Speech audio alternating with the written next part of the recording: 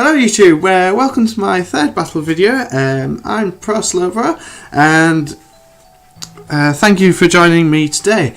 A few pointers I wanted to bring up just before the battle starts. I just wanted to mention that in the description there are links to my Facebook page and Twitter account, which if you like my content, you can click on those. And they will take you to my Facebook page or Twitter account, from which I use to update you all with information of my channel. You know, when I'm uploading videos, if I need a battle, things like that, and as well as it will help. It should help my channel grow. Another thing I wanted to bring up with you is I've had an idea of a 5th Gen Friday series, where every Friday I'd have a black and white Wi-Fi battle instead of the usual X and Y. Just thought it'd change things up a bit. So just let me know down in the comment section if that would be of interest to you. Okay, so getting into the team list here, my opponent's running the Latias. I know I got mixed up between that and Latios last time. The Mega Morwile, the Milotic, Heatran, Crawdon, and Victini, which I believe is his mascot. I am currently building a new team. This will be the last battle I have with this team, so there should be a bit of a difference in my next video. However, unfortunately, one of those has to use a particularly hidden power, and it's a 6th gen Pokemon, so it's going to take some breeding. Okay, so as the battle starts here, we open up with our leads. I'm leading with my Jolteon as per usual, as he leads with his Victini. So I'm crossing all fingers here, hoping that it isn't a Scarf Victini, as I go for the Volt Switch into my Charizard to take the predicted V-Create. I know that Charizard isn't the most defensive Pokemon, not without Mega Evolving anyway, but due to the resist, I'm pretty sure I can take at least one, which is what happens here. 30 HP left, so very close. He gets the speed, defense, and special defense drop from the V-Create.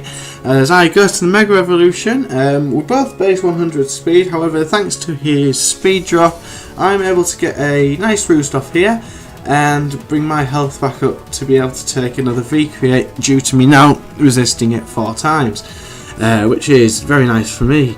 So he goes for the V-Create as predicted, and as you can see, it does nowhere near the sort of damage it did before. Charizard X has a massive boost in its defense stat, as well as its new typing, adding to its resistance of the attack. So anyway, he goes for the switch here into his Milotic, or Milotic, depending how you want to pronounce it. As I go for the nice Dragon Dance here, just to raise my attack and speed, predicting his switch. So I go for the Roost just to scout out what the Milotic wants to do. In hindsight, I probably should have gone straight for the Dragon Claw, but I wasn't sure what type of Milotic it might be, so I take a bit of poison damage there. So this turn I go straight for the Dragon Claw, getting some nice easy 70-75% damage off, as he goes for the Scald, which does way too much damage. That's easily 45-50% there on my Mega Charizard, which I'm not too happy about. So I switch out into my Conkeldurr, hoping he might go for a Scald again or a Toxic to predict my switch, to try and give myself the Guts boost. Unfortunately, he also switches, and I don't know if he predicted my... oh, well, he probably just went for the super effective damage or to resist the next Dragon Claw with his Morwell. So I got a attack drop there from the Intimidate, so I think the best thing for me to do is to switch into my Empoleon, as Empoleon resists both of its stab moves. He goes for the Mega Evolution here, and straight for the play rough, trying to get super effective damage on my Conkelda. And Napoleon eats that up nicely, walls it, like, even though it is a specially defensive Napoleon, it can still take some physical attacks. So I go for the skull here, just trying to get a burn. Unfortunately, I'm not that lucky as he goes for the second play rough. So right here I make a very important play for the game. I predict him to go for the sucker punch to try and finish me off without taking any damage. So I set up the stealth rock, causing his sucker punch to fail because it only works if your opponent's going to try and use an offensive attack. So he goes for the sucker punch here. I was hoping he'd predict me to switch, predicting his sucker punch into another Pokemon, get a nice free switch, but he just went for the sucker punch anyway. So anyway, he withdraws his Mawile as I switch in my Gliscor. I believe I go for this substitute here, predicting his switch, because my Gliscor completely walls his Mawile, so I go for the substitute. He switches into his Heatran, which would be great, but unfortunately my only attacking move is Earthquake and it's floating on an air balloon there, so I can't really touch his Heatran. So I'm forced to switch out there as he sets up his own rocks, which is a bit annoying for me, just because my Napoleon has been killed, so I have no defogger on my team. So the rocks are here to stay, which means my Mega Charizard is essentially dead, because it's going to take 25% damage on the switching. So he goes for the Raw here and brings me out into my Conkelda, which is great for me because I can get some super effective damage. He goes for the Lava Plume, which does a low amount of damage thanks to the Assault Vest. I was kind of hoping that it would get the burn as well because I believe it has a high chance of burning, but not that lucky. This is the only time I'd want a burn on a physical attacker and I didn't get it. So he goes into the Victini, so I'm predicting the Zen Headbutt here. So I switch out into my physically defensive wall, my Gliscor. I've had this Gliscor for a very long time. It was bred for my first ever team back when I ran a SAM team. After about a week of owning the game, I believe. As I go for the Protect here, just to try and get a little bit of HP back so I can take another Zen Headbutt. So I'm expecting him to predict the Earthquake here and switch into his Latias. So I go straight for the Toxic, which does indeed pay off as he switches into his Latias, predicting the Earthquake, and I get a nice Toxic off there. So I'm predicting him to go for the Surf or the Draco Meteor or something along them lines. So I decide to switch out and go into my Charizard to sacrifice it and give myself a clean switch into my Conkelda.